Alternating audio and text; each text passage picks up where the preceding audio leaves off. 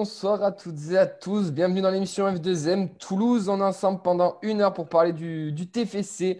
Avec moi ce soir, on a une très très belle équipe, messieurs, parce qu'il y a du beau monde. On a la défense centrale qui est présente au grand complet avec Ladiste, Mike et Yves. Comment ça va, messieurs? Salut. Écoute, ça va, il va pas falloir compter sur nous pour la vitesse, mais on va être présent physiquement. En parlant de vitesse, au milieu de terrain, on a enlevé Nathan, mais on a toujours nos deux relayeurs avec Vincent et Mehdi. Comment ça va, les gars? Ils vont représenter la feuille de match.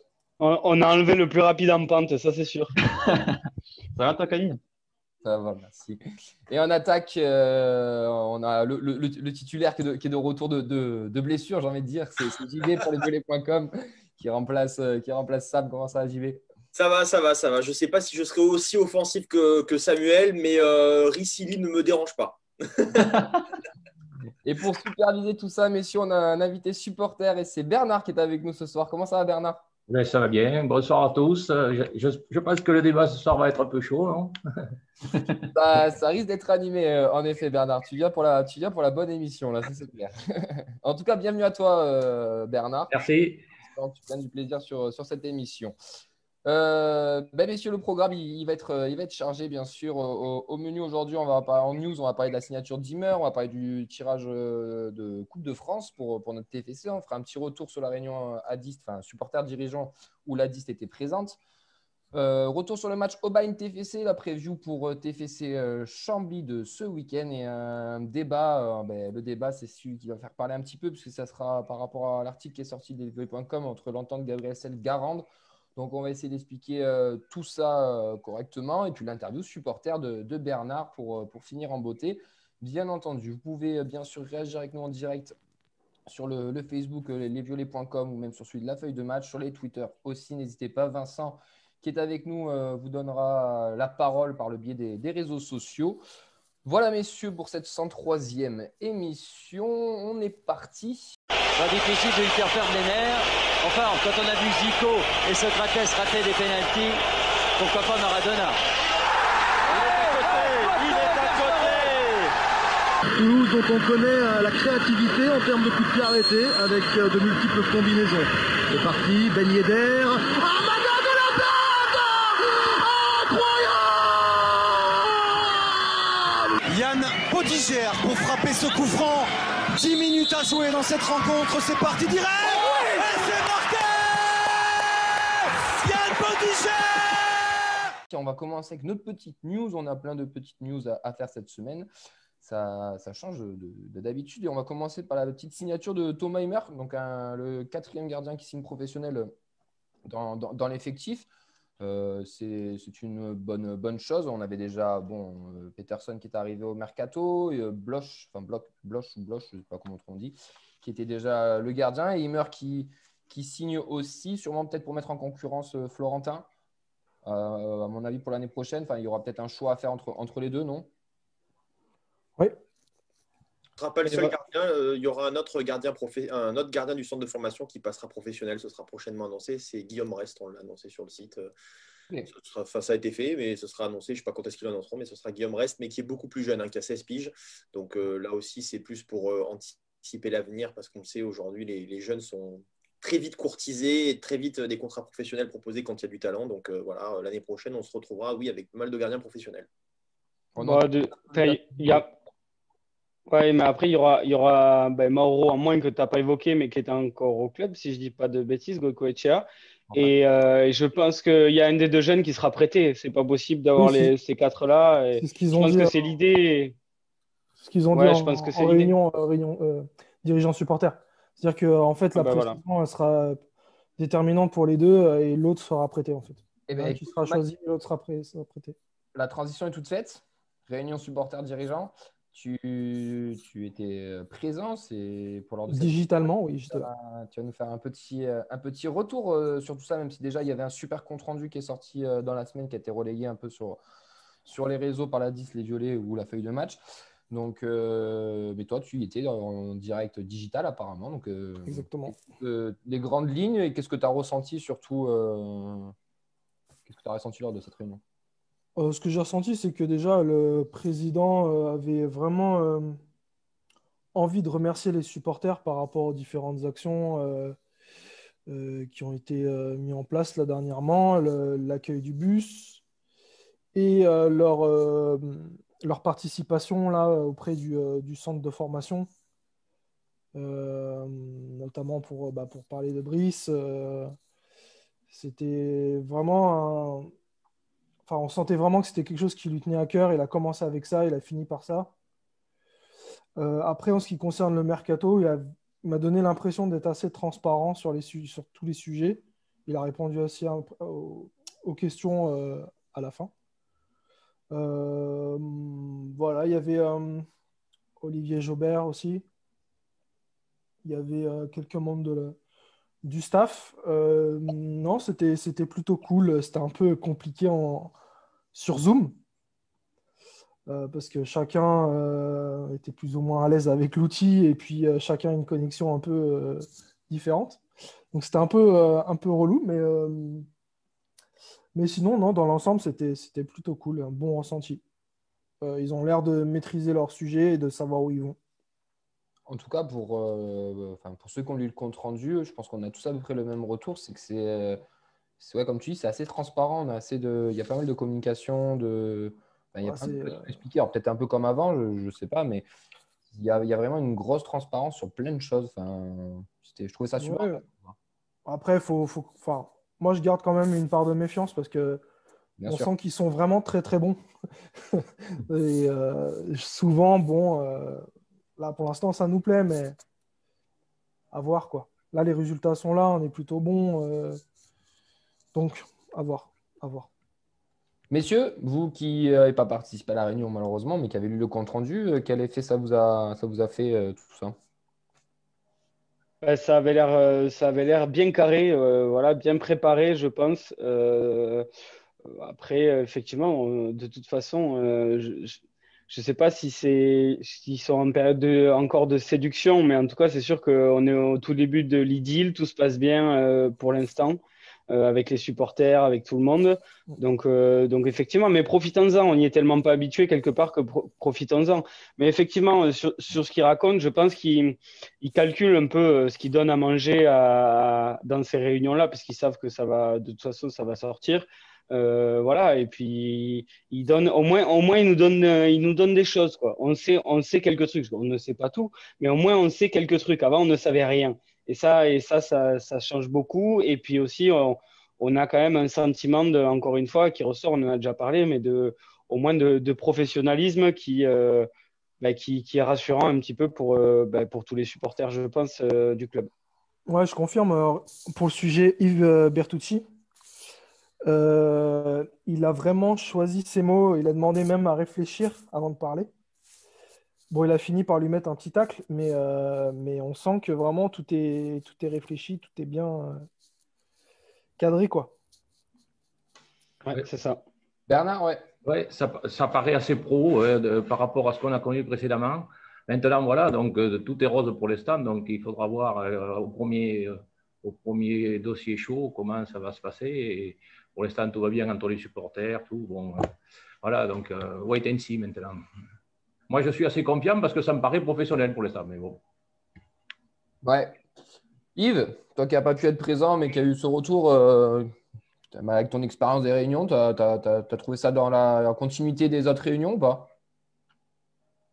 C'est dans la continuité des autres réunions, mais pour avoir participé à beaucoup, j'ai envie de dire, c'est aussi dans la continuité de ce qui se faisait avant. Il n'y a rien de révolutionnaire. Ce qui change, c'est que là, effectivement, tout va bien, tout est rose, et que c'est facile de donner du grain à moudre aux gens quand tout va bien. C'est plus compliqué quand il y a des problèmes. Donc, espérons qu'il n'y ait jamais de problème. Ça veut dire que tout est parfait et ce sera bien. Mais vraiment, ce genre de réunion, ça permet de se juger quand il y a des sujets d'achoppement et des problèmes. Là, aujourd'hui, c'est super facile pour eux. Facile de caresser les supporters dans le sens du poil parce qu'ils ne sont pas au stade, donc il n'y a pas de problème de stade. Il n'y a rien à cacher non plus. Tout le monde est content des fumigènes, etc. mais parce que c'est dans la rue, hein, attendons le jour où il y en aura en tribune, parce que je me souviens bien quand même que lors de la première réunion, Comolli a été clair que ce serait comme avant, qu'il y aurait plainte quand il y aurait des fumigènes. Donc voilà, là, tout est rose, tout est bien, tout est facile à gérer parce qu'il n'y a pas de public au stade. Donc voilà, après, on a la chance d'avoir un club qui a toujours été transparent. Là, il y a un projet qui est clair et où les gens sont clairs sur ce qu'ils veulent faire. Ils le font et ça marche, donc tout va bien. Et c'est ça qui fait la différence. Parce qu'avant, il y avait des projets qui commençaient par être clairs en début de saison, mais comme ça ne tournait pas bien, ben, ça virait de suite au fiasco et tu avais l'impression qu'il y avait plus que la ligne directrice était abandonnée et qu'au lieu d'essayer de faire que ça fonctionne, on cherchait à tout révolutionner et tout changer immédiatement. Donc voilà, c'est surtout à ce niveau-là que les choses changent. Après, on ne peut pas leur enlever. Damien Comolli est quelqu'un de très intelligent. C'est un très, très bon communicant. Et ben, ça, c'est un énorme avantage, contrairement à ceux d'avant qui ne savaient pas faire et qui donc ne faisaient pas. Mais là, c'est sûr que tout est bien maîtrisé, tout est carré, tout est cadré et c'est très bien pour le club. C'est ce qu'il fallait. Olivier Jobert aussi. Hein. En communicant? Ah oui. Olivier Jobert, je l'ai moins pratiqué. Donc voilà, je l'ai vu sur une première réunion où il ne s'était pas beaucoup exprimé parce qu'il venait juste d'arriver. Donc voilà. Mais j'ai totalement confiance en ton ressenti. La deuxième partie, il a quasiment parlé. C'est lui qui a répondu à peut-être 60-70% des questions. Ok. Il connaît les dossiers, quoi. JB, est-ce que tu veux un dernier mot pour conclure avant qu'on en enchaîne ou tu n'as rien ajouté? Franchement, je trouve ça super. Déjà, bravo aussi à la 10 parce que le compte-rendu était tellement détaillé. C'est génial. Donc ça, il faut vraiment continuer parce que je trouve que après, chaque supporter pioche ce qu'il veut dans le compte-rendu. Il y en a qui vont être plus à même de chercher ce qui se passe dans les gradins, des autres avec les fumigènes. C'est vrai que le truc sur Yves Bertucci, dans l'absolu, on s'en fout un peu, mais ça prouve qu'il y a quand même derrière, il y a une réflexion. Certains ont appris des choses, notamment sur la section féminine, d'autres sur les écrans au stadium qui vont se changer. Oui, non, juste la section féminine, on n'en a pas parlé, mais pour moi, c'était peut-être pas ressorti avant, mais moi, c'est quelque chose qui m'a marqué. C'est-à-dire, en gros, ça visait un retour au premier plan de la section féminine qui a été complètement abandonnée, qui est en R1, ce qui est une catastrophe par rapport à là où elle était avant et voilà la façon dont ils s'en occupaient. Et je pense que c'est peut-être une des infos les plus importantes dans ce compte rendu là d'ailleurs. Voilà, d'autres qui vont être évidemment intéressés par le mercato. Je sais qu'il y en a que ça ne les fait pas bander, mais il y en a beaucoup, ça les fait bander et je trouve que c'est important. Après, effectivement, comme vous dites, ils disent ce qu'ils veulent. Mais voilà, j'espère que ça durera longtemps, ce genre de compte rendu. Et peut-être même, c'est vrai qu'il peut y avoir, peut-être que je donne une idée comme ça peut aussi s'ouvrir. Alors, je pense qu'il peut y avoir 2 dialogues avec les groupes de supporters et un autre peut-être avec les autres supporters. Aujourd'hui, en visio, on peut faire plein de choses et il y a peut-être d'autres supporters qui ne sont pas affiliés à des groupes de supporters et qui peuvent être intéressants aussi, poser des questions. Et je trouve qu'il y a quelque chose qui est en train de se mettre en place. C'est cool.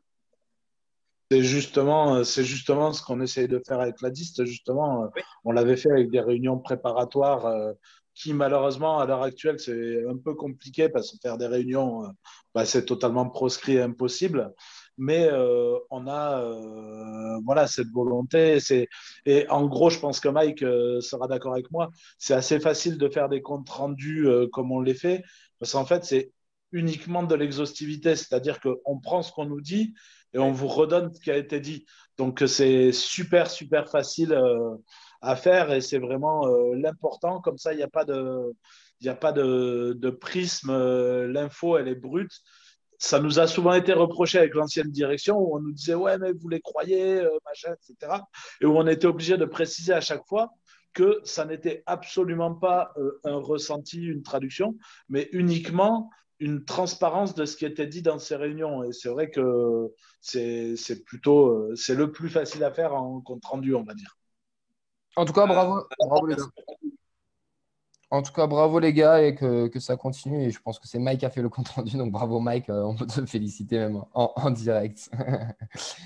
Messieurs, on va enchaîner avec la Coupe de France puisqu'on a eu le tirage au sort qui est arrivé et ça sera du coup le club de Saumur en 8e de finale.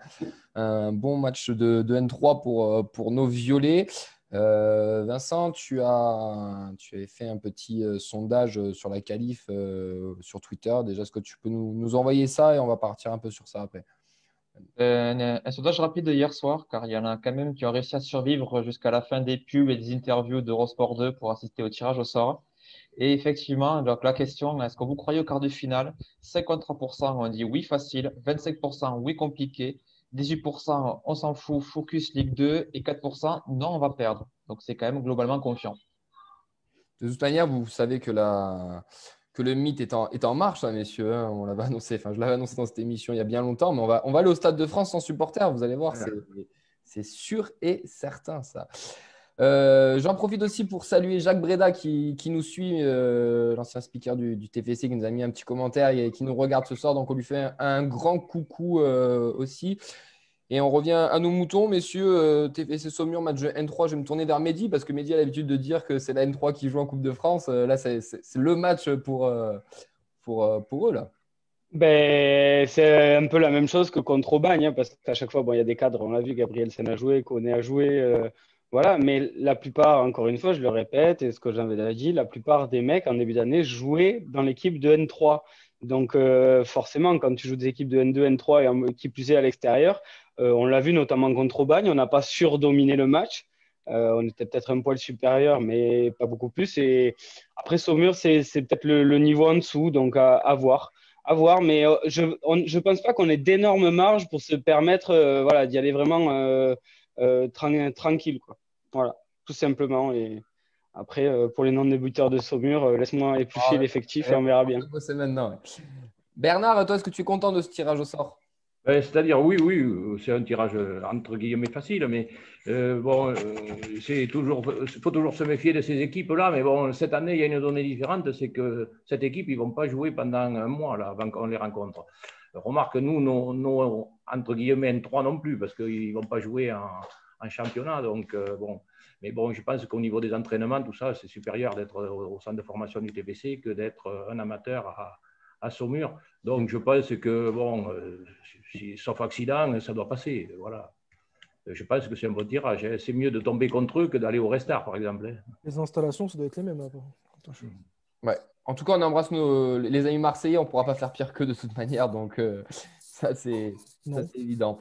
Pour gagner des matchs, faut être solide. On va peut-être pas mettre la barre. Qui sache mieux défendre, qui ait envie donc de défendre, qui aime défendre. Pour moi, le meilleur, enfin à tous les niveaux, au niveau titre, au niveau façon de jouer. D'aller mettre des tampons. Sébastien Chaval, oui, premier tampon. Vous êtes costaud dans les duels si vous êtes capable d'aller de l'avant. C'est bon, c'est 3 étoiles, c'est un énorme restaurant. Et après on va, à Rennes, je crois. Qu'est-ce que vous faites là-bas? Les meilleures attaques, c'est parce que donc elles ont les meilleures défenses. Quel pied! Ah quel pied! Oh putain! Messieurs, on va enchaîner, on va passer au match d'Aubagne puisqu'on reste sur la Coupe de France. Le match d'Aubagne qui s'est déroulé vendredi soir, du coup, sur Eurosport, une victoire 2-0 de nos violets avec une composition d'équipe assez insolite, hein, parce que on avait Peterson dans les buts, on avait surtout le jeune Keben qui faisait sa première titularisation avec le groupe O, Gabriel Sendiakité pour l'épauler en défense, Rapnou Sana en piston, un milieu de terrain composé de Djira Koné Ngoumou, et Antiste, il est devant. Messieurs, ce match, j'ai envie de dire, c'était place aux jeunes, parce que même durant le turnover, on a vu du Zobo, on a vu du Semaouni aussi qui est rentré, on a vu le retour de Koulouris aussi, ça c'était quand même assez improbable, mais bon, c'est pourquoi pas. Mais ils ont fait le taf. La jeunesse était au pouvoir, ils ont fait le taf, victoire 2-0, un petit but de Koné et de Ngoumou. Comme elle l'a dit, Ngoumou en fin de match, voilà, ça fait du bien, ils sont là pour avoir du temps de jeu, ils le prennent, ils le jouent à fond. C'est un peu aussi une bouffée d'air frais aussi pour ces petits jeunes, c'est genre ce match de Coupe de France. En tout cas, est-ce que vous avez apprécié ce match, même si cette Coupe de France n'a pas la même saveur que les autres années? Apprécier, je pense que c'est un bien grand mot, honnêtement. Je ne dirais pas que je me suis fait chier, mais voilà, c'est un match complètement lambda, hein, de toute façon, dans ce qu'on a vu. techniquement, etc. C'était bien, c'était correct, voilà, sans plus. Par contre, ce que je retiens, et moi, ce qui m'a surpris, et quand on voit les moments où on a marqué les buts, comme ils l'ont dit, on a marqué, mais juste quand il fallait au retour des vestiaires et en début de match pour se mettre un peu à l'abri contre ces équipes-là, c'était juste parfait et ça m'a beaucoup étonné quand on voit la jeunesse de l'équipe qui a autant de maîtrise là-dessus. Voilà, même si il y a une frappe sur la barre d'Aubagne, etc. Dans l'ensemble, il n'y a pas eu non plus d'énormes difficultés. Si on parle sur le globalement du match, c'était bien. Voilà. Vous avez pensé quoi de la prestation des petits nouveaux, là, comme le petit Keben ou Semaoun même qui est rentré, ou Mvoué aussi qu'on a revu un petit peu. Qu'est-ce que vous en avez pensé, messieurs? JV, toi, tu en as pensé quoi de ces jeunes-là? C'était un bon match amical de National 3, enfin National 2, National 3. Il n'y a pas grand-chose à ressortir. J'ai été rassuré par la prestation de Koné. Peterson, il a fait quand même débat. J'ai vu sur les réseaux sociaux, il y en a qui l'ont adoré et il y en a qui l'ont un peu, qui se disent il a quand même une technique un petit peu particulière, le garçon.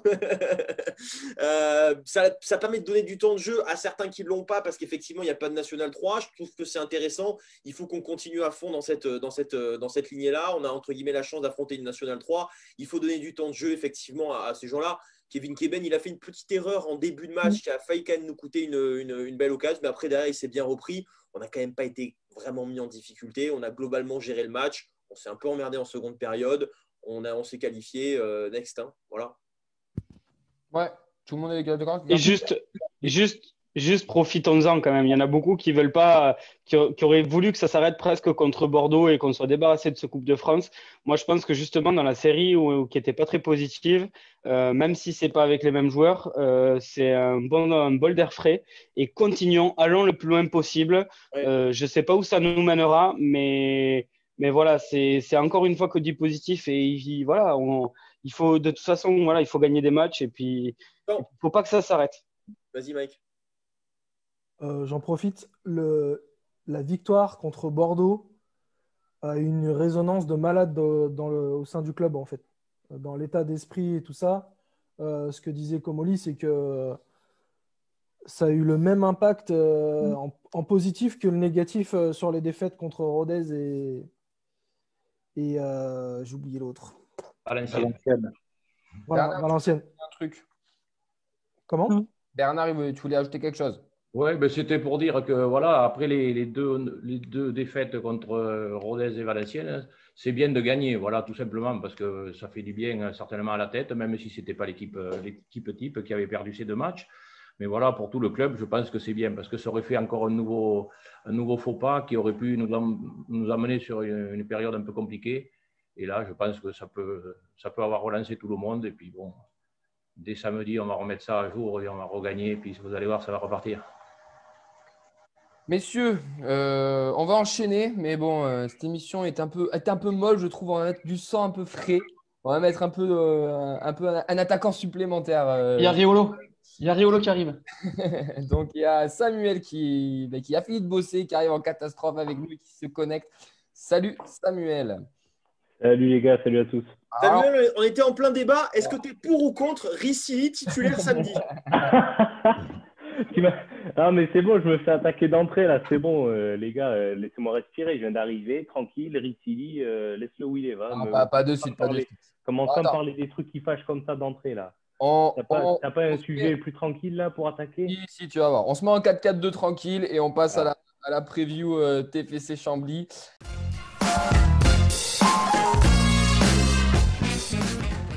Chambly, c'est simple, c'est les 6 derniers matchs, pas de victoire. Il y a un nul, 5 défaites. Ils sont 19e, 28 points, à 3 points du 17e. Très affaiblis par des cas de Covid récemment. On se rappelle tous du match face à Clermont où ils avaient, je crois, presque une vingtaine de cas positifs. C'est très faible sur le papier Covid, on ne va pas se mentir, mais c'est cependant elle a beaucoup de cœur cette équipe, je trouve. Elle a énormément de cœur avec un coach qui ne sort pas du circuit professionnel comme de nombreux coachs, mais qui a beaucoup de cœur, qui transmet tout ça à cette équipe. Et je vous rappelle que au match aller, on n'avait fait que 1 partout à Chambly, donc ce n'est pas non plus si évident. Comment vous le sentez ce match samedi comme l'a dit Bernard, là, de toute manière, apparemment, on va reprendre la route de la victoire dès samedi. Est-ce que Bernard, tu confirmes sur ça? Ouais, ben c'est ça, ouais, parce que bon, là, il n'y a pas de toute façon 36 solutions maintenant. Là, vu le petit retard qu'on a, il faut enchaîner. Bon, quand on regarde notre calendrier, moi, j'ai coché les 5 prochains matchs, il faut 15 points.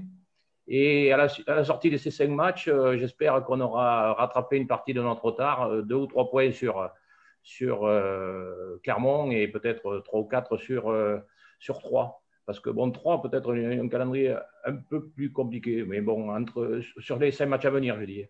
Voilà, donc, mais pour nous, de toute façon, c'est simple maintenant, là, c'est 5 victoires consécutives. Hein. À l'extérieur ou à la maison, il faut gagner maintenant. Ouais.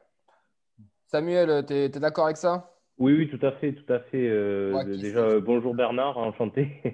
Je partage ton analyse. Là, on a connu un mois de janvier idyllique avec des prestations qu'on ne s'attendait pas forcément à faire compte tenu des équipes qu'on affrontait. Et on en a payé un peu le contre-coup au mois de février avec des matchs nuls et des défaites un peu. Bon, voilà, on pourra revenir sur les défaites avec le vent, pas le vent, ce que vous voulez. Mais bon, au final, les points, on les a pas trop pris. Donc là, voilà, on est dos au mur.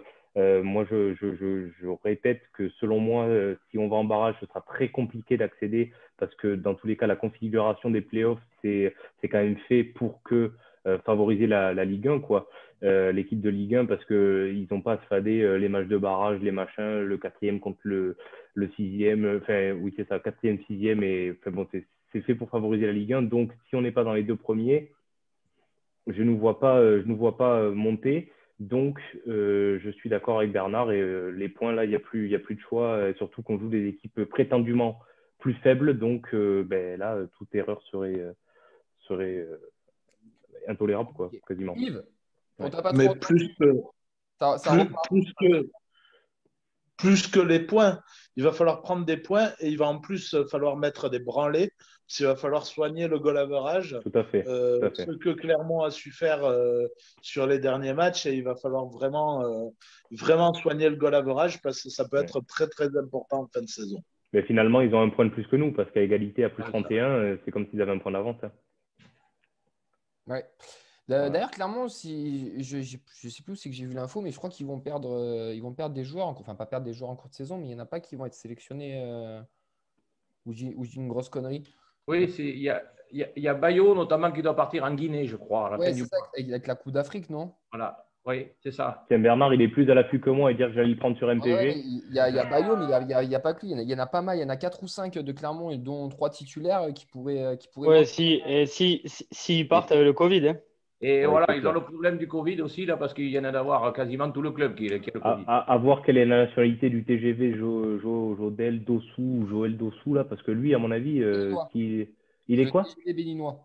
Béninois, à mon avis, si le Bénin, ils en ont besoin, ils peuvent le prendre quand ils veulent. Hein. Ouais, ça court vite, ça court très très vite. Ah, c'est un très bon joueur.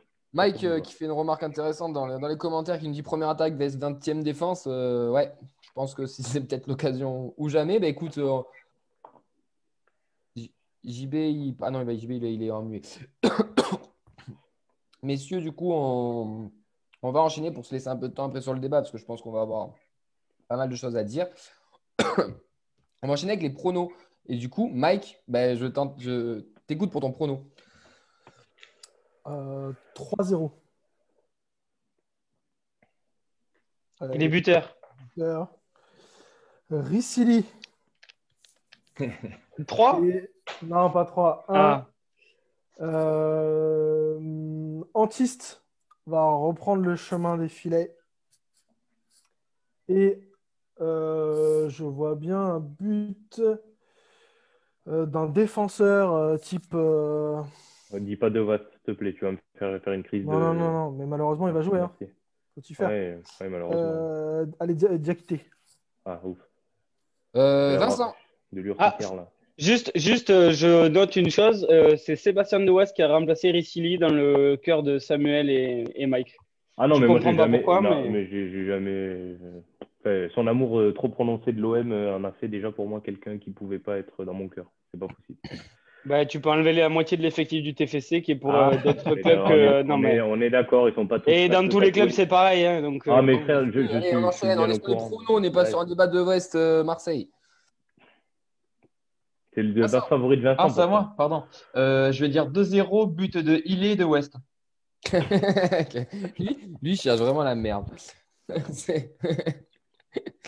Samuel, tu veux mon prono pour Top Chef aussi, Samuel, tant qu'il y est? Ah, non, c'est bon, je crois connaître ton prono. Mehdi. 4-0. Un doublé d'Ili, un but de Jagereux et un autre de West.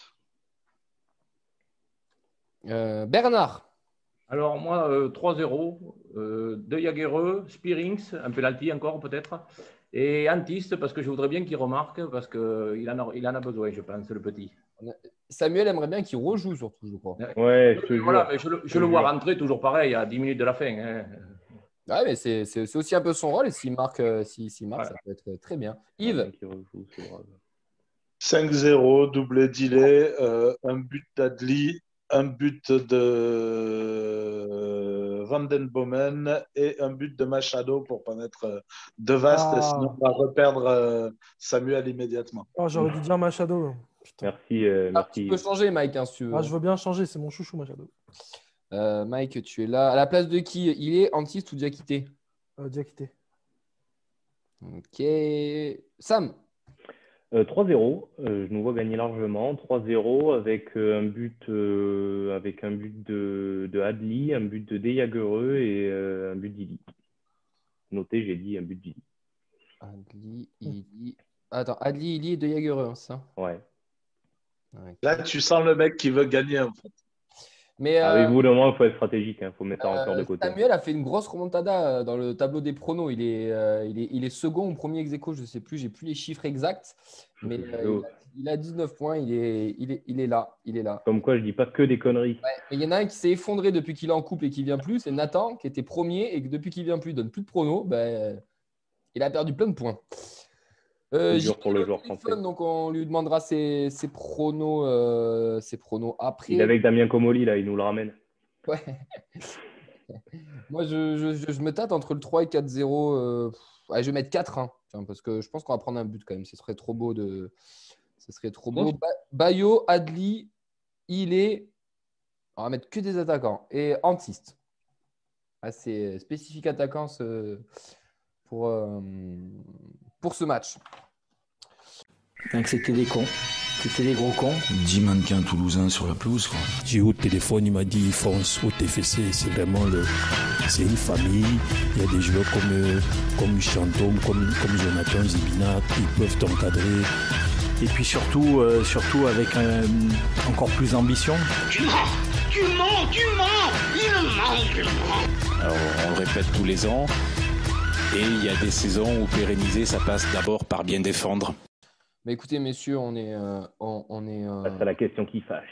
On est bon, on va passer à la question qui fâche, ouais, en effet. On s'est fait, mais alors, laminer sur tout Twitter, on s'est fait laminer. On va y venir et ça serait bien. Je suis là pour défendre ma crèmerie avec JB. JB est parti, t'es tout seul. Hein, voilà. Ouais, merci. Hein. Voilà, bon. J'assure l'intérim, mais alors là, je vais défendre ma crèmerie comme je le peux parce que j'ai vu des trucs, c'est quand même assez effarant. Pour le moment fatidique, JB s'est échappé quand même, les gars. Ouais. Je rigole, bien sûr. On va enchaîner du coup avec ce petit débat, messieurs, entre les petites tensions internes entre Gabriel Sen et Garande, d'après un article qui est sorti sur lesviolets.com. Samuel, écoute, on va te donner la parole. Après, quand JB arrivera, on lui donnera aussi la parole et on va donner la parole à tout le monde. Le but de ce débat, messieurs, on va essayer de mettre un peu de cadre, on va essayer d'être sage quand même, on va essayer de respecter les avis de tout le monde. On va essayer d'être le plus objectif possible, bien entendu. Et je répète, chacun a ses avis, chacun a ses pensées. Ça sert à rien de nous insulter. Nous ne sommes pas la voix de la raison. Monsieur Samuel. Ouais, alors je vais reprendre les choses dans l'ordre. Déjà en précisant d'entrée de jeu que c'est un... J'ai pu lire ci et là que lesviolets.com était redevenu, comme Pascal Duprat avait eu plaisir un jour à le dire, le fourvoyeur du TFC, parce qu'on avait sorti cet article. Alors, on va reprendre les choses dans le contexte. On est au courant de cette affaire depuis peut-être 3 semaines. D'accord ?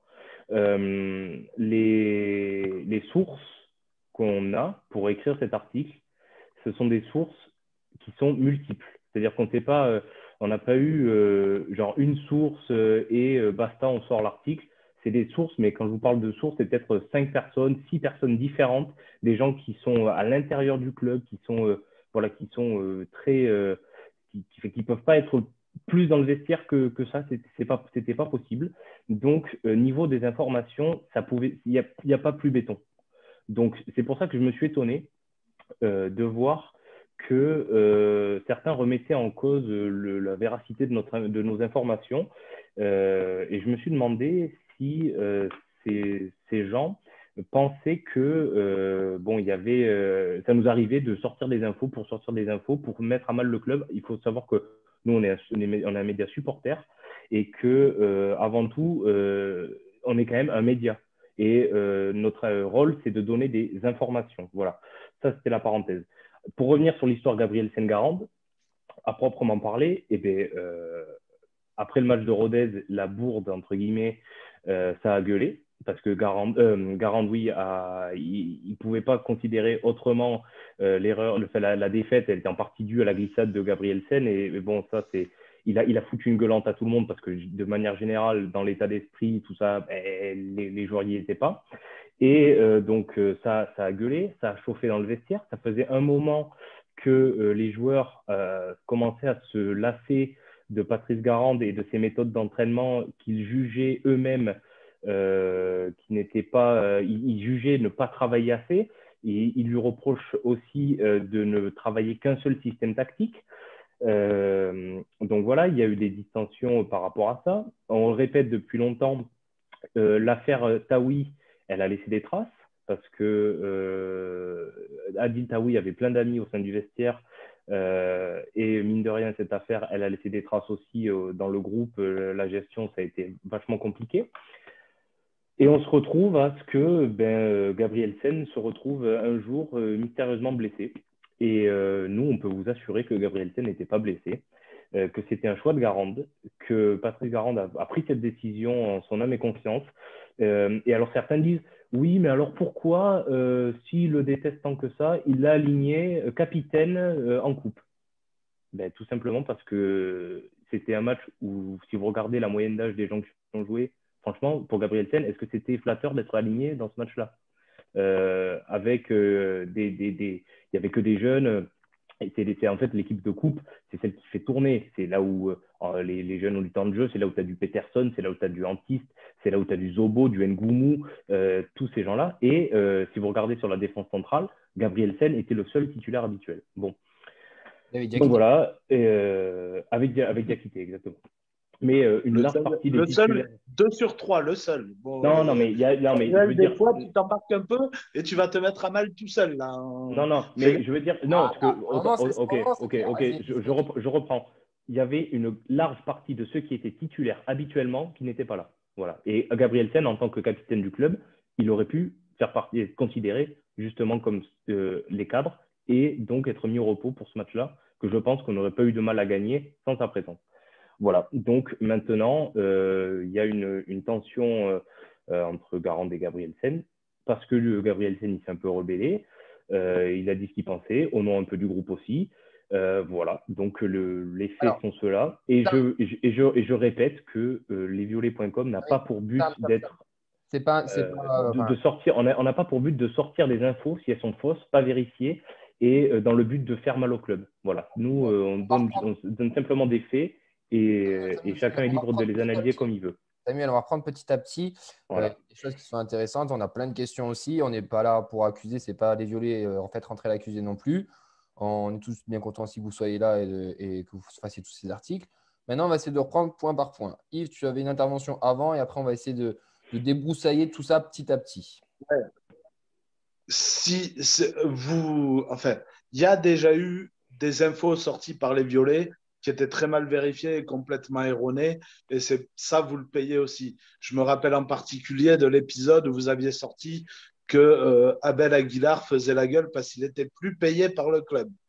Donc ça avait été une énorme erreur et c'était du grand n'importe quoi. Donc il y a eu aussi des erreurs de votre part Voilà. Après, sur ce sujet-là, personnellement, moi, ce qui me dérange le plus, c'est qu'aujourd'hui, que quelque chose comme ça fuite, ça dérange les gens parce que ça allait bien, etc. Moi, personnellement, je fais partie de ceux que ça dérange en permanence. Et mon problème, c'est que les gens qui se sont insurgés, c'était les mêmes qui étaient très contents quand ce genre de dissension était sorti par les violets l'année dernière. On ne peut pas faire deux poids, deux mesures. Soit on ne veut pas que ces choses-là sortent parce que ça doit rester de l'interne au club et qu'on considère qu'aller chercher ces petites bêtes, c'est s'approcher un peu de ce qu'on pourrait en gros appeler du média poubelle. Et je fais juste une parenthèse, Yves, je fais juste une parenthèse. Je t'ai laissé finir. Je fais juste une parenthèse. Certains joueurs voulaient que ça sorte. Tu reviendras après, laisse-moi finir. Parce que tu coupes tout le temps la parole, donc laisse-moi finir pour une fois. Donc voilà, un peu du média poubelle, comme on l'appelle. Mais dans ces cas-là, il faut être dérangé tout le temps. Moi, c'est plus cette dichotomie qui me dérange. Soit on est tout le temps dérangé, soit ça ne dérange pas. Après, voilà, on sait très bien qu'il y a aussi un besoin dans le fait où les violets sont un média. On a perdu Yves.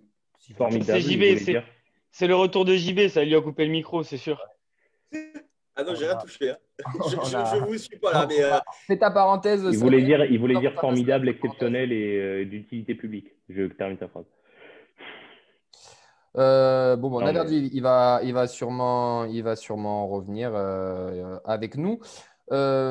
Messieurs, déjà, première petite question par rapport à ce qui a été dit par Yves, par Samuel. Bernard, toi, déjà, cet article, comment tu l'as ressenti? Qu'est-ce qui t'a… Déjà, est-ce que tu l'as lu, déjà, pour commencer? Oui, je l'ai lu assez tardivement, là.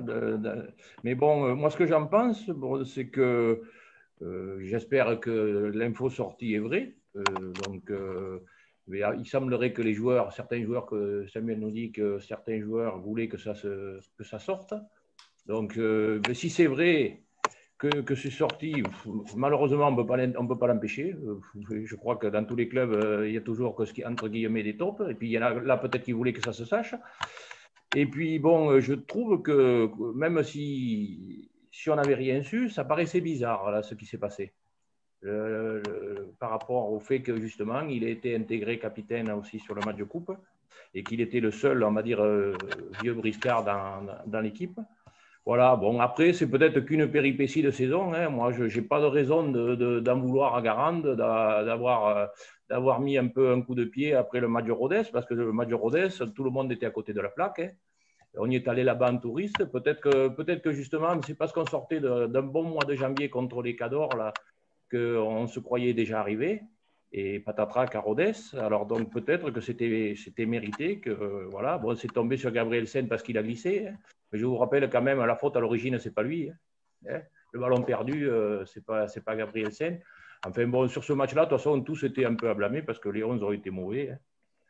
Et il y avait le vent et ceci, cela, mais les autres avaient le vent, ils nous ont quand même secoués. Voilà, donc par rapport à ça, bon, je pense que… Bon, il y a un peu que je suis le football, j'en ai entendu des histoires de vestiaires entre entraîneurs, voilà. Après, il faut pas que ça pourrisse l'ambiance générale et que voilà, c'est pour ça que il est urgent de regagner. Et puis bon, allez, peut-être que dans 2 ou 3 journées, on n'en parlera plus. Mehdi. Ouais, juste avant que JB enchaîne, pour donner un peu comme Bernard un sentiment extérieur. Franchement, je vais le dire, juste sur le contenu de l'article, moi, c'est ce que je ressentais depuis un petit moment dans les performances, etc. C'est qu'il y avait quelque chose qui marchait moins bien. Alors, est-ce que c'est ça? Est-ce que c'est pas ça? J'en sais rien, mais il y a quelque chose qui marche un petit peu moins bien. Est-ce que c'est ça? Peut-être que c'est ça, j'en sais rien. Ensuite, moi aussi, qui suis passé en école de journalisme, etc. Par rapport à est-ce qu'il faut sortir des articles ou pas. Après, c'est comment dire ça, c'est la ligne directrice du média de toute façon de sortir. Voilà, ils sortent ce qu'ils veulent, les violets.com. Si les gens ne veulent pas lire, eh bien, qu'ils n'aillent pas lire. Or, ce qu'on constate, c'est que c'est qu'il y a de plus en plus de monde qui vont lire les articles des violets. Donc voilà, honnêtement, je ne sais pas ce qui peut être reproché aux violets. Moi, honnêtement, je vous le dis, je ne comprends rien, je ne le comprends pas. Voilà, je le dis, oui. Voilà. On peut être pour, contre, etc. J'en sais rien. De toute façon, comme l'a dit Bernard, tout sort tout sort. Beaucoup de choses sortent partout dans plein de médias. Voilà, on le sait. Donc, honnêtement, je n'ai absolument pas compris voilà, pourquoi ça a fait autant parler. Absolument pas. Je le comprends toujours pas. Parce que les gens, ils ont idéalisé un peu, je pense, l'entraîneur et la vie toute rose du TFC, je pense. JB, tu voulais enchaîner après Je voulais enchaîner. Je suis désolé, je vous le promets, sur ce que j'ai de plus cher au monde, j'ai eu un appel par rapport à cet article. Voilà. C'était par rapport à ça. Mais, donc, je ne sais pas trop ce qui s'est passé. Ça chauffait entre Samuel. Je suis arrivé, ça chauffait entre Samuel et Yves. Donc, peut-être finissez le débat, puis après, je vous répondrai. L'article, c'est moi qui l'ai écrit. Et, entre guillemets, les informations, c'est moi qui les ai récupérées depuis plusieurs semaines. Donc, posez-moi. C'est ce que Samuel a dit. En gros, Alors, dans ces cas-là, j'ai juste une question. Ouais. Si les infos, elles sont là depuis plusieurs semaines, mon reproche, ce serait pourquoi ne pas les avoir sorties avant et attendre que ça aille, entre guillemets, un petit peu mal pour donner l'impression de mettre de l'huile sur le feu. Alors, ça donne là avec l'excuse que tu amènes. Non, alors ça n'allait pas forcément plus mal. C'était le lendemain d'une victoire contre Aubagne qui a quand même rassuré certaines personnes. Ensuite, on est forcément obligé, quand on a des informations, de recouper. J'ai lu parfois sur Internet, il y a une source. On n'a pas sorti cet article avec une personne qui nous a appelé un jour, un soir. Ouais, ça ne se passe pas bien entre Gabrielsen et Garande. J'espère quand même qu'on peut se faire cette confiance minimum. Ça fait 14 ans qu'on est sur ce site Internet. Ça fait voilà. Parfois, tu sais, il y a besoin de recouper certaines informations, de l'écrire, de trouver du temps. On est aussi un média où on a chacun nos métiers, nos travails. Il y a des articles, je peux te montrer là, si je pouvais te partager mon écran. J'ai 25 articles d'avance et parfois, il y a des priorités. Et si tu veux, à un moment donné où on a une accumulation de confirmation d'informations, on se dit, là quand même, je pense qu'il faut en parler. On aurait pu en parler après le match de Valenciennes, ça aurait fait pareil. Et on aurait parlé peut-être après le match de Amiens. En fait, il y avait toujours la défaite de Rodez. C'est plus la période. Mais la période fait que depuis 15 jours, 3 semaines, il y a quelque chose qui se passe là. Après, franchement, très honnêtement, je ne sais pas si vous avez tous lu l'article en entier, tout n'est pas noir. Il y a un groupe, c'est écrit noir sur blanc. Il y a un état d'esprit exceptionnel au sein du groupe. Il y a des joueurs qui sont très solidaires entre eux, qui sont tous très copains. Et d'ailleurs, on les voit dans les vidéos YouTube. Nous, ce qui s'est passé, c'est que depuis quelques jours après le match de Valenciennes, on nous a posé la question sur les réseaux sociaux, pourquoi Ruben Gabrielsen ne joue pas? Est-ce qu'il est vraiment blessé au dos ou est-ce qu'il n'est pas blessé au dos? Nous, quand des supporters viennent nous voir contre Valenciennes, c'était mardi à peine, on va essayer de se renseigner. Alors oui, il s'est passé mercredi, jeudi, vendredi, il y a jour de match. On l'a sorti le samedi. On aurait pu le sortir le vendredi après Aubagne. Ça n'aurait pas changé grand-chose. Mais force est de constater que Gabrielsen, il est absent depuis une semaine à peine. Depuis samedi et puis mardi, Valenciennes. Donc, si tu veux, le timing, il est quand même dans l'actualité chaude. Et nous, on nous demande pourquoi Gabrielsen n'était pas là. Et pourtant… mais moi, je ne te parle pas de ça. C'est toi qui viens de dire qu'on avait l'info que vous aviez l'info depuis des semaines, etc. Oui, donc, je rebondis sur ce que tu dis. Oui, non, mais bien sûr. Et quand tu dis que…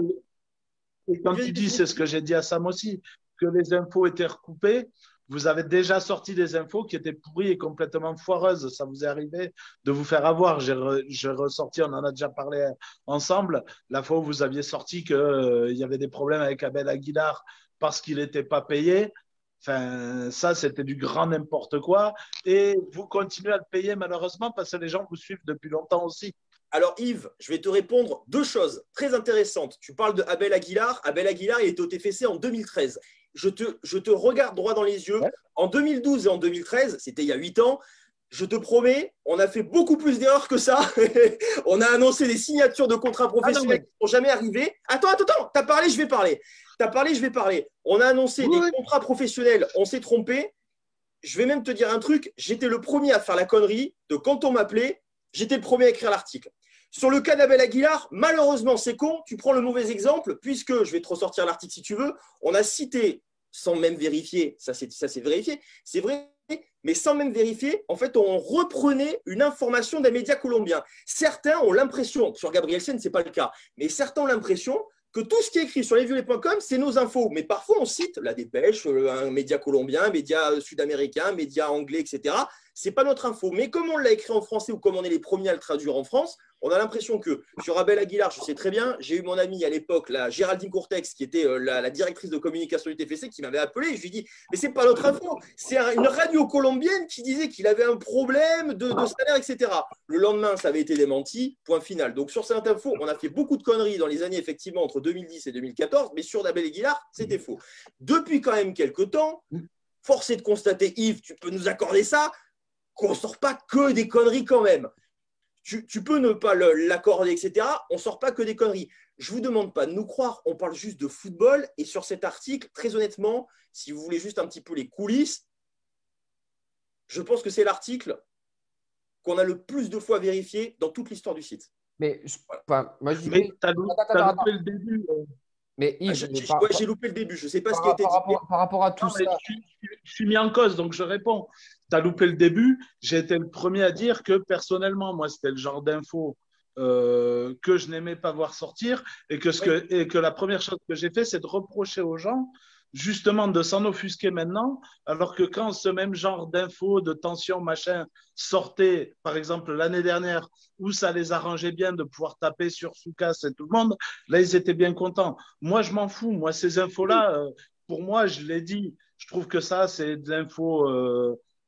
allez, je vais être caricatural, c'est de l'info niveau gala, voici, je m'en fous. Je m'en fous. Voilà, c'est mon avis personnel. Après, j'ai absolument pas remis en cause votre travail. J'ai juste rappelé, parce que Samuel a dit que c'était toujours vérifié, qu'il n'y avait pas d'erreur sur les violets et que machin. Non, je n'ai pas dit ça. J'ai dit qu'on avait eu 5-6 sources et que cette info-là était béton. Oui, mais ça, moi, je ne remets pas en cause ni les sources, ni machin, etc. Sauf que il y a eu des erreurs aussi avec, tu l'as reconnu toi-même, JB, de sortir des infos qui sortaient d'ailleurs sans avoir recoupé. Ça, je pense qu'aujourd'hui, vous ne le faites plus. Donc, moi, j'ai aucun doute que l'info que vous avez sortie, elle est véridique. Après, personnellement, je trouve que c'est naze de le sortir. Mais j'ai toujours trouvé que ce genre d'info, c'était naze de le sortir. C'est mon avis personnel et ma conception des choses. J'ai jamais remis en cause ce que vous faisiez ou… Messieurs, je dis juste, si les gens remettent en cause, c'est aussi parce qu'il y a eu des erreurs avant, etc.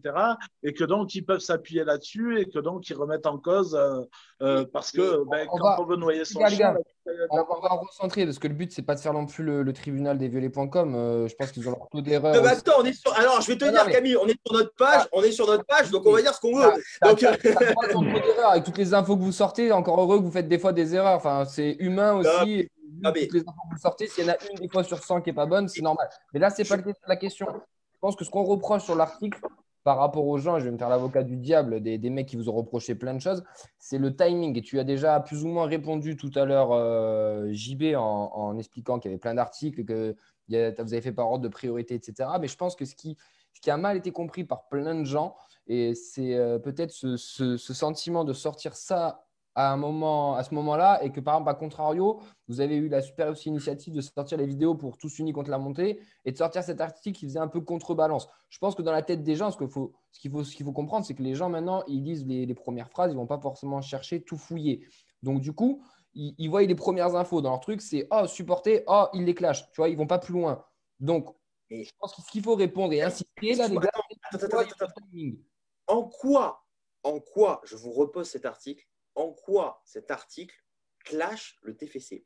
Il y a 2 solutions, il y a même 3 solutions. Si c'est faux, ce qu'on écrit, si c'est faux… Pas ça que je te dis.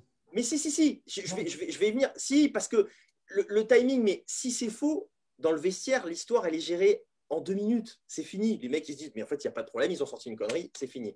Si c'est vrai, ça peut crever l'abcès chez certains, ça n'a même pas été évoqué. Et si tu veux, moi, en tant que supporter, Yves, ça ne l'intéresse pas. Moi, en tant que supporter, et en fait, on regarde les tweets qui gueulent le plus fort, mais je peux te citer à l'inverse 2250 tweets, et j'ai même regardé nos propres discussions. avec des gens qui débattent finalement du vrai sujet. Est-ce que Ruben Gabrielsen doit continuer de jouer? Parce qu'en fait, c'est ça le truc. C'est de se dire, c'est quand même assez paradoxal chez certains supporters de se dire, Ruben Gabrielsen ne joue pas depuis 2 matchs. Alors, s'il est blessé, ok, évidemment, il ne va pas jouer. On dit il n'est pas forcément blessé. Il est revenu contre Aubagne. Finalement, le vrai débat, les amis, c'est le débat qu'on devrait avoir ce soir. C'est pas est-ce qu'on a bien fait de sortir ou pas l'article. Ça va être géré en interne s'ils veulent le gérer en interne. Si c'est faux, c'est géré en 2 minutes. C'est est-ce que Gabrielsen mérite d'être titulaire, de jouer, de ne pas jouer? Est-ce que Garande a fait le bon choix? Et finalement, c'est ce qu'on fait tous les mardis ensemble dans cette émission. Débat de l'actualité. L'avocat du diable. Moi, c'est pas mon avis. Moi, l'article, je m'en branle entre guillemets. Et puis, je vais te dire un truc que JB n'a pas dit. Ça m'a confirmé le truc, mais je te faisais l'avocat du diable. Il y a des gens qui pensent. Je sais bien. Oui, mais là, Camille, je vais te dire un truc que JB n'a pas dit. Si tu savais, je te jure, on est 11 dans la rédac. On a une conversation sur WhatsApp. On était, franchement, personne n'avait le même avis sur ce sujet. Et on s'est tous demandé, bon les gars, qu'est-ce qu'on fait de cette info? Il y en a qui pensaient, ouais, il faut le sortir. D'autres, il ne faut pas le sortir. D'autres, on attend un peu. On s'est tous posé les questions de savoir quand est-ce qu'il fallait le faire, ne pas le faire. Après la qualif contre Aubagne, ça a été jugé comme étant le bon moment, donc c'est sorti, point. Voilà. Très bien. Mais messieurs, moi j'ai une vraie question par rapport à cet article surtout, et c'est une question qu'on se pose depuis à peu près 1 mois sur cette putain d'émission. C'est, qui a été dit dans l'article, c'est le fameux schéma tactique qui est reproché à Garande, ces manières de management qu'on a déjà parlé. Et moi j'aimerais qu'on s'intéresse à ça, que c'est un peu plus football aussi. Est-ce que du coup d'avoir, nous, ce ressenti-là en tant que supporter, vous, en tant que média supporter, et d'avoir des sources qui ont ces confirmations aussi où c'est un petit peu compliqué, j'ai envie de dire, est-ce que ça remet en cause un peu notre ami Patrice Garande dans le cœur de certains, ou alors on ferme un peu les yeux et il a des bons résultats et c'est cool? De l'avis de qui? En fait, tu demandes quoi? Une info ou un avis? Les deux. Non, mais c'est un avis. Je veux juste recentrer un peu parce que. En fait, j'ai envie de te répondre. Ce que j'ai vu dans l'article, c'est ça, moi. C'est qu'il y a un problème avec Garande, même en interne, et qu'il y a un truc qui passe pas, tu vois, que ce mec a du mal à manager, que c'est plus l'esprit du groupe qui fait avancer les choses. De ce que j'ai compris, moi, là, c'est mon avis perso, c'est ça qu'il en sort. C'est qu'il y a un super état d'esprit, mais que Garande, il joue sur ça, mais que lui-même, c'est pas non plus le grand Manitou qui a fait ça. Je pense que Garande a fait d'excellentes choses. C'est lui qui a notamment instauré le 3-5-2 et on ne peut pas tout lui enlever. Et le but, non, mais bien sûr. Le but, ce n'est pas de tout enlever à Garande. Et certainement, croire ça, c'est une erreur. En revanche, je vais vous citer une phrase qu'on m'a dite il y a plusieurs semaines. Ça ne remonte pas à maintenant, mais je crois qu'on l'avait même diffusée sur le site un jour, sur une analyse de match. C'était peut-être fin décembre. On m'a dit les résultats du club, ils sont en grande partie grâce à un joueur exceptionnel qui est dans cet effectif, qui ajoute de la tactique, mais qui aussi ajoute de la mentalité. Et combien de fois, même dans cette émission, on a débattu ces dernières années, il nous manque de leader, un manque de leader. On l'aime tous. Brecht, de Jagereux, plus que tout ce qui se passe avec le staff ou avec l'entraîneur. Ça date pas d'il y a une semaine. Vraiment, c'est quelque chose. Et je pense sincèrement que effectivement, on a un groupe qui est au-dessus, dans le footballistiquement parlant, de 99% des autres équipes de Ligue 2. On ne peut pas enlever tout ce qu'a fait Garande, tout ce que fait le club. J'espère que cet article, les gens ont bien compris. On ne remet pas tout ce qui se passe dans le club. C'est super et on vit une super saison. On espère évidemment la remontée. On dit juste que depuis le début de la saison, parce que finalement, ça ne date pas d'il y a 15 jours. Là, ça s'est accéléré avec le sujet Gabrielsen et finalement, c'est ce qui a fait notre angle. Et si tu veux, il y a cette petite musique qui monte de se dire ouais, le coach, il est un peu à l'ancienne. Il est un peu à l'ancienne. Ouais, on s'étonne qu'on ne fasse que le 3-5-2. On s'étonne que Gabrielsen puisse sortir de l'équipe comme ça un petit peu du jour au lendemain, comme on s'est été étonné à l'automne du cas Koulouris et de tant d'autres. Et je pense, si tu veux, que oui, je ne suis pas sûr que les joueurs aient un grand amour pour Patrice Garande. Mais à la limite, ce n'est pas grave parce que nous, en tant que supporters, et je peux très bien le comprendre, on s'en moque, on a des résultats, on s'éclate, ça se passe bien. Mais je pense surtout que c'est grâce à des joueurs exceptionnels, grâce à un recrutement exceptionnel, et notamment Brecht de Jagereux. Et comme par hasard d'ailleurs, Brecht, il est un peu moins en forme ces dernières semaines. Il a moins joué aussi. Il sort souvent en cours de match et il y a eu une suspension aussi, etc. Un peu. Et pour ceux qui regardent, et je vais terminer juste sur ce dossier, pour ceux qui regardent les conférences de presse sur la chaîne YouTube du TFC, regardez les 2 dernières conférences de presse de Patrice Garande. Je vous le promets, j'adore les confs de presse de Patrice Garande. Je pense que sur ces 5 dernières années, allez, depuis Duprat, parce qu'il nous faisait rigoler au début, c'est le meilleur en communication. Il répond à toutes les questions, pas de mensonges, etc. Regardez la conférence de presse après Rodez et avant Valenciennes. Et même avant Aubagne, il est énervé, il répond de moins en moins aux questions. Et même après Aubagne, la première question, c'est… Le calendrier. Exactement, le calendrier. Le calendrier, c'est bidon, ça, c'est bidon comme réponse en plus. Et puis surtout, avant le match d'Aubagne, il y a le journaliste tout de suite. C'est la première question, il suffit juste de regarder les 30 premières secondes. Il lui dit, alors Ruben Gabrielsen, est-ce qu'il est toujours blessé? Et là, il y a Garande qui fait, oui. Bon, si tu veux, je me suis dit… Et si tu veux, quand nous, on avait un petit peu cette petite musique qui commentait, je me dis, c'est vrai que Garande, depuis 15 jours, a un petit peu changé son discours. C'est normal, il y a un peu moins de bons résultats, etc. Mais finalement, il reste 10 journées, tout va bien, ils ont un effectif au top. C'est juste de répondre aux supporters qui nous demandent que se passe-t-il avec Gabrielsen et Garande. Et on en débat aujourd'hui. Je peux comprendre que certains n'apprécient pas le débat. Nous, ça nous semblait, mais ça nous semble toujours important de le préciser. Et finalement, c'est notre rôle. Ça nous fait un débat ce soir qui est super passionnant. Et il ne faut pas oublier non plus, et ça, je vais juste terminer sur ça, les amis, ceux qui disent putaclic, etc., cet article, c'est 0,1% de l'audience du site lesviolets.com sur un mois. Donc, si on voulait faire un buzz, j'ai envie de vous dire, c'est raté. Parce que très honnêtement, d'abord, on savait très bien qu'il y en avait qui allaient nous faire critiquer, qui allaient nous critiquer. Et c'est infime en termes d'audience ou de clics. Je ne sais pas ce que je peux lire de putaclic ou autre. Vraiment, c'est pour faire des audiences, méconnaître le fonctionnement d'un site internet. JB, pour faire des audiences, c'est les mardis soirs avec l'émission de toute manière. En plus. Non, mais je pense qu'il a eu un impact aussi parce qu'on vise un symbole fort. Garande, il a ciblé Gabrielsen. Et rappelez-vous, même dans cette émission, on s'est déjà posé la question de qu'il fallait virer Gabrielsen ou pas, ou le mettre en place. Et on s'est même posé la question, Camille, rappelle-toi, en début de saison, on s'est même posé la question de savoir si la communication du TFC en tout début d'année, rappelle-toi, ils avaient choisi le bon énergumène en mettant en avant Gabrielsen pour les maillots, pour le capitana, pour tout ça. On s'était posé la question. Voilà. Bernard. Aujourd'hui, on en est là. Ouais, disons, mon sentiment, de toute façon, déjà sur l'affaire, donc, l'affaire entre guillemets, l'info qu'ils ont sorti, qu'ont sorti les violets.com, c'est normal qu'il ait sorti, ils ont l'info, ils la sortent, c'est normal. Après, c'est plutôt le fond, c'est-à-dire, est-ce que Gabrielsen, il a sa place de titulaire ou pas? Est-ce qu'il y a meilleur que lui ou pas? Merci. Et c'est ça qui m'intéresse. Voilà. Merci, Bernard. Merci. Et la question, c'est est-ce que De Wast, dans le côté leader, guerrier, etc., ne prend pas la place justement de Gabrielsen derrière? Est-ce que De Wast n'est pas… Moi, c'est la question que je me pose. Merci. Est-ce que deux comme ça, est-ce que De Wast n'est pas là pour ça aussi, de toute façon, puisqu'il y en a peut-être certains au club, mais moi, c'est ce que je pense depuis le début de saison, que Gabrielsen, c'est un bon joueur, mais qu'il a certaines limites et que c'est sûrement aussi un super mec, mais c'est peut-être pas un si grand leader que ça dans le groupe. Et il cherchait peut-être quelqu'un d'autre pour occuper ce rôle-là en défense. Et ils l'ont peut-être trouvé avec De Wast. On ne parle pas forcément de la qualité du joueur, ils ont des caractéristiques différentes avec De Wast, mais qui sur certains points se rejoignent. Et est-ce que ce n'est pas le remplaçant de Gabrielsen, De Wast? Moi, c'est ce que j'ai pensé quand j'ai vu ce recrutement-là. Et au final, j'ai presque envie de dire, jusqu'à la fin de saison, s'il n'y a pas de blessés, est-ce que Ruben Gabrielsen va manquer tant que ça? Est-ce que les performances de Wast vont faire oublier celles de Gabrielsen? C'est-à-dire qu'en fait, c'est tellement… j'ai sorti la table dans un papier il n'y a pas longtemps. On a utilisé 10 charnières centrales, je crois, depuis le début de la saison, ce qui est quand même colossal. C'est-à-dire qu'en fait, il y a des matchs où on se dit… Il y a des matchs, rappelez-vous, on fait des débriefs, on dit « Putain, Gabrielsen, il est inamovible. Quand il est à ce niveau-là, il ne peut plus bouger. » Il y a des matchs où on se dit « Oh, Diakité, franchement, il a été bidon. » Puis le match d'après, Diakité, il fait le match de sa vie. Des matchs où on se dit Amiens, dans l'axe, il ne vaut pas un clou. Et puis le match d'après, à cette même position, il fait un match de fou. C'est tellement fluctuant, en fait, la défense centrale.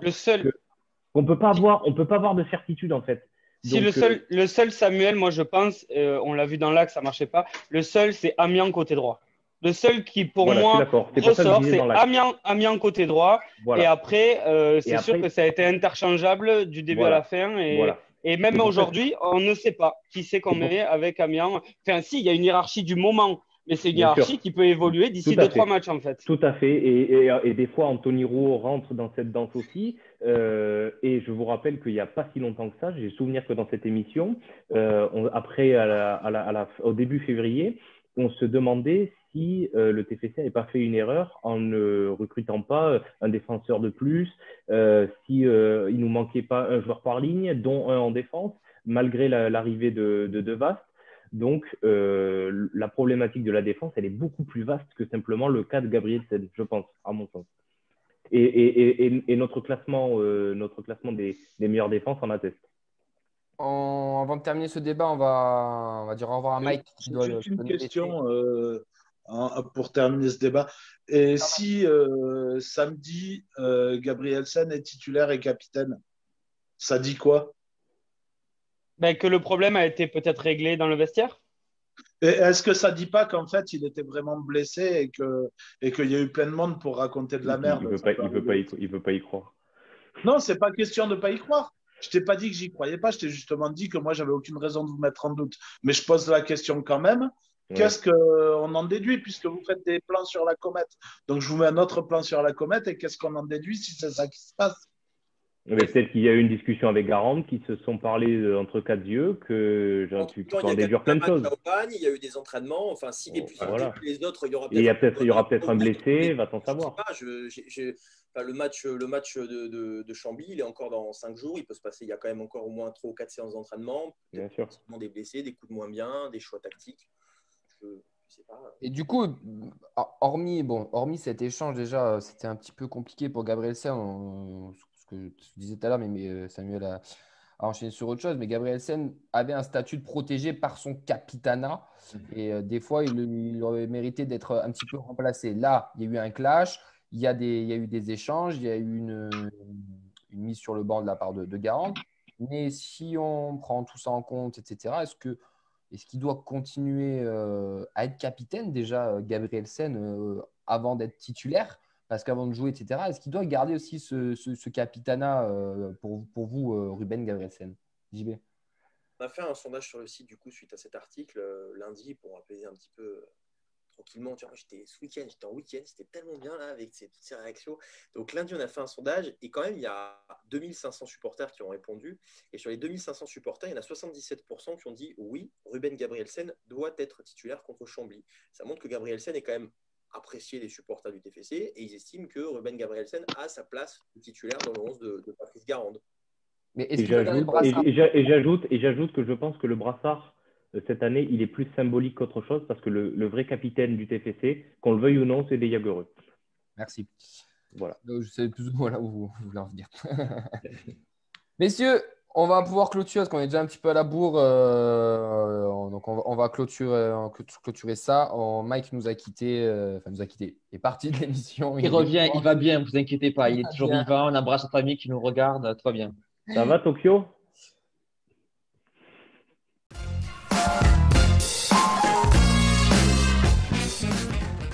Messieurs, on va enchaîner et finir cette émission avec l'interview supporter de Bernard. Bernard, bon, ça va, tu vois, c'était quand même assez calme. On en a eu finalement, oui. On a eu des plus rythmés. Du coup, quel âge tu as, Bernard? Alors, 57. Donc, je ne suis pas de votre génération. En cumulé, si tu additionnes peut-être. Je sens qu'on va avoir... je sens qu'on va avoir d'autres choses par rapport à l'habitude. Ça va nous changer. Je pense qu'il me voit beaucoup plus jeune que je ne suis, surtout. Depuis combien de temps tu supportes le TFC, Bernard? L'année prochaine, ça fera 40 ans, donc 39. Magnifique. C'est beau, ça. Ça, c'est beau, les gars. Comment es-tu devenu supporter du TEF? Alors, à l'époque, j'étais en fac à Toulouse. Et j'ai commencé à aller au stadium avec des potes pour une année qui avait été d'ailleurs une belle année, puisque ça avait été une montée, la saison 81-82. Et le premier match, on m'avait amené, parce qu'au début, moi, je suivais le foot, mais bon, à cette époque-là, toute la France suivait Saint-Étienne à peu près, pour vous resituer, puisque c'était juste après l'épopée des Verts. Et donc, ça avait du mal à prendre même sur Toulouse. Et donc là, c'était le match justement le plus important de l'année, c'était contre Thonon-les-Bains. C'était pas le match de la montée parce que c'était encore, je crois, à 7 ou 8 matchs de la fin. Mais c'était un match important entre le premier et le deuxième. Et le TFC avait gagné 2-1. Et cette année-là, le TFC est monté. Belle petite histoire, tout ça. On a JB qui nous a quitté, Samuel aussi qui doit nous quitter. Les amis, je dois filer, je vous laisse. Bonne continuation à tous. Bernard, au plaisir. Reviens quand tu veux. Et puis, les gars, à la semaine prochaine. Ciao, Sam. Bye bye. Salut. T'es confiant, Samuel, mais bonne soirée. On enchaîne avec des petites questions, Bernard. Le premier match au Stadium, c'était quand? Le premier match au Stadium, c'était celui-là, c'était Toulouse au Thonon-les-Bains. Oui, ah bah oui, je suis bête. Oui. Donc en 1982, alors là, la date, c'était au printemps, mais bon. On a l'année, c'est très bien. Ton meilleur souvenir et pourquoi? Alors, le meilleur souvenir au Stadium, c'est le match contre Bordeaux, donc de la qualif pour la Champions League. Et par contre, mon plus beau souvenir à domicile ou extérieur, c'est la montée à Reims. Parce que souvent, on nous parle de la montée du national. Et la montée de Reims, c'est quand on est monté juste avec l'Air Sadran de la Ligue 2 en Ligue 1. La montée a été gagnée à Reims. Et donc, j'avais la chance d'y être parce qu'à l'époque, j'ai passé 25 années à Paris, même si j'étais supporter du TEF. Et donc, j'allais supporter le TEF plutôt à l'extérieur qu'au Stadium, puisque j'allais voir tous les matchs qui se trouvaient à 300-400 km de Paris. Au nord, il y avait beaucoup que ce soit Lille, Lens, Sedan, etc., Auxerre. Et donc là, bien sûr, là, ça faisait en plus, c'était presque un petit déplacement, Paris-Reims, pour aller voir le match de la montée. Et j'en ai un super souvenir parce qu'à l'époque, les joueurs, ils étaient très accessibles. Et à la fin, donc c'était la liesse, bien sûr, pour les supporters qui étaient montés. On était peut-être moins nombreux que quand on est allé à Angers, mais on devait être peut-être 4 ou 500, je pense, quand même.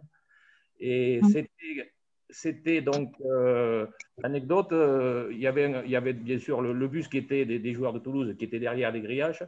Et puis, c'était l'euphorie, tout le monde voulait voir les joueurs. Et puis, donc, notre bon président Sadran avait demandé que les grilles soient ouvertes. Et donc, c'était un peu la foire. Après, moi, j'ai eu la chance, je suis monté dans le bus, j'ai bu le champagne avec Thibaut Giresse. En fait, c'était une autre époque. Ah ouais, ça, c'est une belle anecdote. Ça, c'est de vrais bons souvenirs, pour le coup. D'ailleurs, les joueurs étaient beaucoup plus accessibles à l'extérieur qu'à Toulouse. C'est plus facile, il y avait moins de monde. Donc, on pouvait facilement discuter avec les joueurs à la sortie des matchs. C'était super sympa. Ouais. Par exemple, Mehdi, le seul champagne qu'il a bu, c'est pour une branlée Toulouse-Marseille. Donc, c'est sûr que c'est mieux quand c'est. C'était du jaune. C'était pas du champagne, c'était du jaune. Pardon, tant pour moi, Mehdi. Ton pire souvenir et pourquoi, Bernard? Comme c'est souvent le même qui sort. Cette émission, c'est le Toulouse-Guingamp. Le Toulouse-Guingamp, celui-là, alors là. En plus, je venais juste de revenir à Toulouse, donc professionnellement. Et donc, j'avais passé 25 années à Paris sans voir le TFC au Parc des Princes ou au Stade de France. Et l'année où on devait y aller monter, j'étais descendu à Toulouse. Et j'ai dit, mince, quand même, je vais le rater parce que moi, j'y m'y voyais déjà. Bon, j'y serais allé, c'est sûr. Mais bon, voilà, ce match, horrible ce match.